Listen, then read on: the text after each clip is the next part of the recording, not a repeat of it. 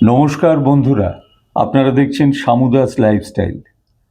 হ্যাঁ, ঠিকই ধরেছেন। হংসরাজ বাংলা ছায়াছবির জগতে এক অবিস্মরণীয় কীর্তি, যা প্রথম রিলিজ করেছিল 1976 সালে, আর এই 2025-26 সালে যা অর্ধশতবর্ষে পদার্পণ করল। আমরা যারা এই ছবির প্রধান চরিত্রে ছিলাম, এই ছবিকে ঘিরে আমাদের আবেগ যেরকম, তেমনি যারা এই ছবি দেখেছিলেন তাদের কাছেও এই ছবিকে ঘিরে উচ্ছ্বাস এবং আবেগ কিছুমাত্র কম নয়, যা আজও বহমান। 13ই ডিসেম্বর 2025 কলকাতার ICCR সত্যজিৎ রায় অডিটোরিয়াম মুখরিত ছিল হংসরাজের প্রধান শিল্পীদের উজ্জ্বল উপস্থিতিতে। ওই সন্ধ্যায় খেয়ালি অরিন্দম অ্যাক্টিং ওয়ার্কশপ আয়োজিত একটি অনুষ্ঠানে উদযাপন করা হলো হংসরাজের 50-এ পা। এই অনুষ্ঠানে হংসরাজের প্রধান শিল্পীদের আমন্ত্রণ জানানো হয়েছিল এবং তাদের সম্বর্ধনা জ্ঞাপন করা হলো। সেই রাত্রে যারা উপস্থিত ছিলেন তারা হলেন শামু বাসুদেব পাল, ডনি সুবীর ঘোষ, নীরু বাবিন গুহ, নূপুর বিউটি মুখার্জি, টিয়া স্বর্ণালী নাগ এবং স্বয়ং হংসরাজ অরিন্দম গাঙ্গুলি তার সহধর্মিণী খেয়ালি দস্তিদারকে নিয়ে উপস্থিত ছিলেন। যাদের ওই সন্ধ্যায় পেলাম না তাদের খুবই মিস করছি। অন্যতম প্রধান চরিত্র বসন্তরূপী সঞ্জীব দাশগুপ্ত এবং ডনির সাগরেদ রাধু মানে জ্যোতিষ্ক রায়, এরা অকালেই আমাদের ছেড়ে প্রয়াত হয়েছেন। তাই তাদেরকে খুবই মিস করছি। এদের বিদেহী আত্মার প্রতি শ্রদ্ধা জ্ঞাপন করছি।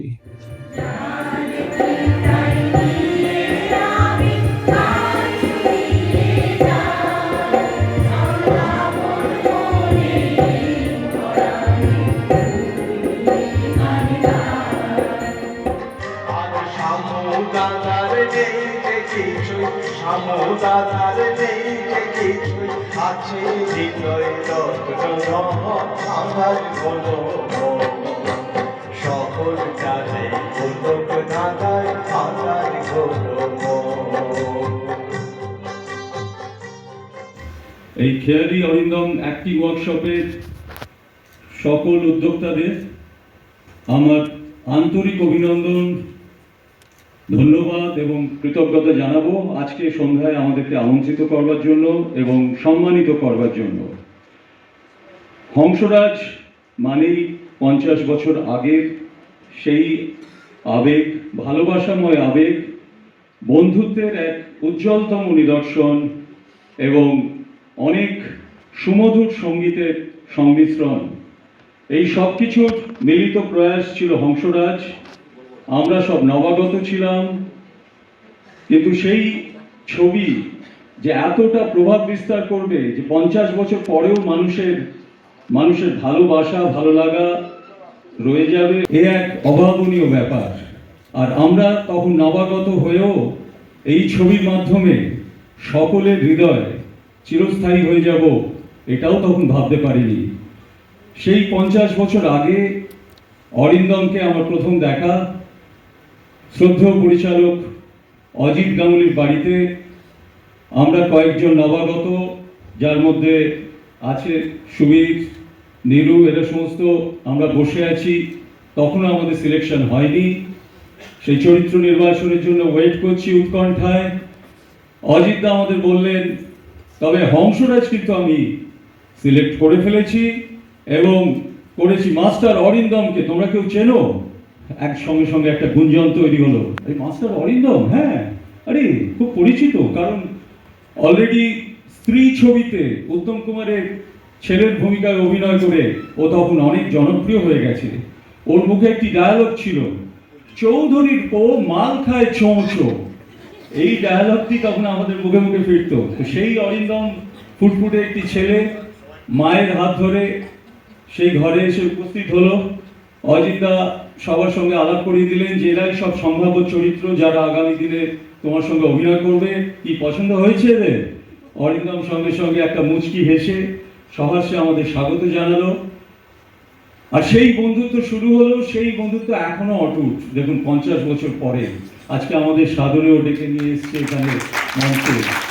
এ এক এ বিরল, আজকের দিনে বিরল। তখনকার ছায়াছবির জগৎ একটা অন্যরকম ছিল, তখন ভালোবাসা ছিল, বন্ধুত্ব ছিল, আবেগ ছিল। যে যেখানেই অভিনয় করুন না কেন, দিনের শেষে সবাই সবার বন্ধু, সবাই সবার ডাকে সাড়া দিত। আমি জানি না এখন অনেক পরিবর্তন হয়ে গেছে, এ আর ভাবতে পারি না। তো সেই যুগ, সেই সময় থেকে তারপর অরিন্দমের সঙ্গে বহু নাটকে একসঙ্গে অভিনয় করেছি, বহু সিরিয়ালে একসঙ্গে অভিনয় করেছি, এবং ওর সঙ্গে অজস্র অজস্র জলসায় একসঙ্গে গেছি। এবং এই অরিন্দমের জন্যই একেবারে সামনে থেকে বিখ্যাত গায়ক মোহাম্মদ রফি সাহেবকে সামনে থেকে দেখেছি সেই বীরভূমের একটি জলসায়। সেখানে অরিন্দম আমন্ত্রিত ছিল। অরিন্দম বলল, চল শামু, ওখানে মোহাম্মদ রফি আসছেন। আমি বললাম চল। সেখানে গিয়ে অরিন্দমের লোকগীতি হলো। তারপর সার্কিট হাউসে গেলাম, সেখানে রফি সাহেবও উপস্থিত ছিলেন তার সমস্ত ইনস্ট্রুমেন্টালিস্টদের নিয়ে। এই যে চোখের সামনে দেখা, এবং তিনি অরিন্দমকে তখন প্রশংসা করছেন, কি ভালো লোকগীতি গায় ছেলেটি। আমার তখন বাঙালি হিসেবে গর্বে বুক ভরে গিয়েছিল। তো সেই রফি সাহেবকে প্রথম একবারই দেখেছিলাম অরিন্দমের সঙ্গে সাঁইথিয়ার সেই প্রোগ্রামে। তারপরে এরকম বহু ঘটনা। আজকে সময় কম, এইভাবেই আমাদের বন্ধুত্ব যেন অটুট থাকে, আপনাদের ভালোবাসায় আমরা ভরে থাকি, এই কামনা করি। আমি এখানকার ছাত্রছাত্রীদের উদ্দেশ্যে একটাই কথা বলবো, যে সবাই আগামী দিনে তারকা তৈরি হও এবং ভালো মানুষ তৈরি হও, আজকাল যেটা সমাজে খুবই বিরল। বলতে যেমন কিছু হবে, কিছুই তো জানি না কি বলবো। আমাকে অজিত কাকু এনেছিল, আমার বাবার বন্ধু ছিল অজিত কাকু, অজিত গাঙ্গুলি। আর ওখানে এসেই অরিন্দমকে দেখা, সবাইকে দেখা, সবার সাথে গল্প আড্ডা ইয়ার্কি অনেক কিছু হয়েছে। আর কি বলবো, আর কিছু বলতে পারছি না। গল্প আছে ছোটবেলায় এত আমরা অরিন্দমের সঙ্গে মিশেছি, এবং একটা টাইম ছিল যে অরিন্দমের বাড়িতে না এলে দিনটা ভালো কাটতো না।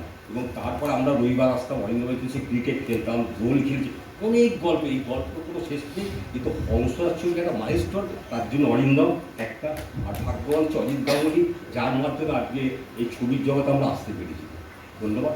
এবার কিছু বল। আচ্ছা, আমি একটা কথা বলছি, এই নীরুকে কি চিনতে পেরেছেন সবাই? মনে হয় চিনতে পারেনি না। ডনির চামচা ছিল, আমার একটা ছবি তুলে দে না ভাই, ওই একটা ডায়লগ ছিল, ওইটা হচ্ছে নীরু। আমি জানি নীরুকে অনেকে হয়তো বুঝতে পারবেন না। আচ্ছা, আমি কিন্তু কোনো ইতিহাস বলবো না। আমার জীবনে ফিল্মের এই একটাই ছবি করেছি, আর একটা দুটো ছিল, কিন্তু আমার ইন্টারেস্টটা পরের দিকে চলে গেছে। আমি কলকাতা পুলিশে চাকরি করেছি, এখন রিটায়ার হয়ে গেছি। যাইনি, আমার একটু রিটায়ার হয়ে গেছি এখন। বিশেষ কিছু আমার বলা নেই। হ্যাঁ, আমি কাব্য করতে পারবো না, আমার জীবনে কাব্য হয়নি কোনোদিন।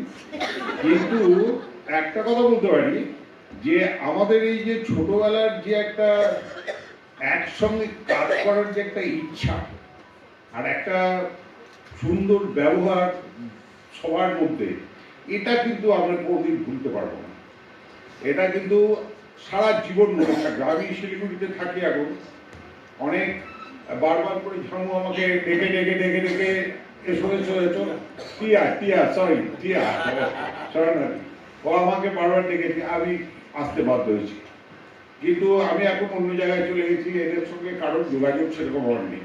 এনিহাও, এখন আমি এই প্রোগ্রামে এসে আমি নিজেকে খুব গর্ববোধ করছি নিজের কাছে, যে আমি একটা কিছু করেছিলাম, যার জন্য আজকে স্টেজে এসে দাঁড়িয়ে, আমি রাস্তায় দাঁড়িয়ে। যেটা শেষের দিকে যেটা সিন ছিল, যারা দেখেছেন নিশ্চয়ই মনে আছে, যে ছাদের উপর উঠে আমাকে একটা ঘরে বন্ধ করে দিতে হবে, ওই ও বাবু মশাই ওই গানটার আগে ওখানে গাইতে দেবে না বলে। তো সেখানে কোনো হঠাৎ করে হলো কি, আমাকে কাঁধে করে ফেলে নিয়ে ভিলেনরা নিয়ে যাচ্ছে। হঠাৎ তখন কি মনে হলো একটু এক্সট্রা কিছু করবো, ঠাস করে একটা চড় আমার চোখের ওপরে। তারপর আমার ছবিটা দেখবেন, ছবিটা থেকে ওই সিনটা দেখবেন, ওখানে চড়ের আওয়াজটা পর্যন্ত পরিষ্কার এসেছিল। আমার তো চোখের ওপর সঙ্গে সঙ্গে চোখ মুখ খুলে গেছে। এইবারে ও তো খুব অস্বস্তিতে পড়ে গেছে, কিন্তু সবটাকে আমি শেষ করেছি। শেষ করার পর তখন আমার ভিলেন আমাকে নিয়ে গিয়ে, আমি খুব ভেজিটেবল চপ খেতে ভালোবাসি, সেই আমাকে নিয়ে গিয়ে ভেজিটেবল চপ খাওয়ানো, এই খাওয়ানো, সে কত কি করেছে। তবে না, সত্যি আমাদের এই বন্ধুত্ব আপনারা নিশ্চয়ই বুঝতে পারছেন, দেখা সাক্ষাৎ হয়তো কম হয়, কিন্তু এই 50 বছরের এই বন্ধুত্ব আজও একই রকম ভাবে হবে। যদি হলো সখা প্রাণের মাঝে হায় মাঝে হলো ছাড়া ছাড়ি গেলেম কে কোথায় আবার দেখা যদি হলো সখা প্রাণের মাঝে জানো সেই দিনের কথা ভুলবি কি রে হয় সেই চোখের দেখা প্রাণের কথা এই কি ভোলা যায়, এই কি ভোলা যায়, এই কি ভোলা যায়।